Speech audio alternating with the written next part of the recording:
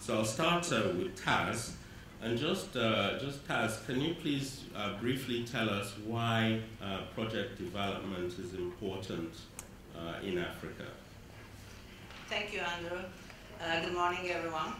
It's a pleasure to be here. It's although cold. I thought it's going to be hot in Cape Town. When you think about Cape Town, you always think it's warm weather. Why PD? I think all of us, we know this in the room. Why PD? Why project development?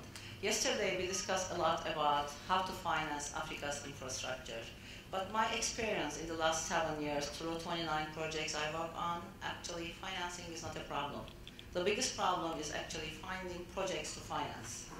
So, what are the issues? In Africa, when we look at actually the history in the last 10 years, most of the projects, privately financed or IPPs or PPPs, actually they reach the financial close 7 to 10 years. And when you look at the cost, it is 10% of the total project cost. How do you compare this with the rest of the world? Actually, when you look at anywhere else in the world, even the most complex projects, they reach the financial close 3 to 4 years. And their cost is actually not more than 3 to 4% of the total project cost. So, the longer time we spend to bring the projects to financial close, actually our project development cost is increasing in equal. In return, what are the resources for project development? If we do the traditional way, like the business as usual, most of the time, development finance institutions, they are providing grants to the governments, and once you provide a grant, it is not recycled, and you are not able to bring back that amount to the pot. But in the meantime, when you look at those projects, they are basically feasibility focused or early design, so it is very difficult to take them again to the financial close because most of the time governments, they don't have enough money. What is available from the development finance institutions? It is almost $80 million per year. Yesterday we talked about the priority projects in Africa, at least the PIDA projects. If we would like to do those, what we need is actually 2.5 billion per year. So how we are going to bridge this gap? There's a common misunderstanding, most of the time coming from the public sector side. They think that when they do a feasibility study or early design, we can go and finance the project.